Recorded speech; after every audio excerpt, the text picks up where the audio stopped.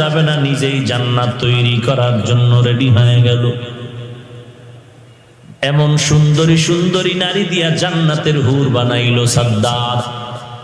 তৈরি হয়ে গেল বিশাল বেহেশত, দেখার জন্য রওনা হয়ে গেল। পেছনে এক বুড়া মানুষ সাদ্দাতের পেছন অনুসরণ করে আর বলে, এই সাদ্দাত, একটু সময় দাও, আমার জরুরি কথা শুনে যাও। সাদ্দাত বাহনে দ্রুত গতিতে দৌড়ায়, পেছনের বুড়ার দিয়ে তাকায়, বলে সময় নেই। আশ্চর্য ব্যাপার, সাদ্দাত বাহনে যত দ্রুত আগায়, ওই বুড়া কেমন যেন পায়ে হেঁটে তার থেকে বেশি আগায় যায়।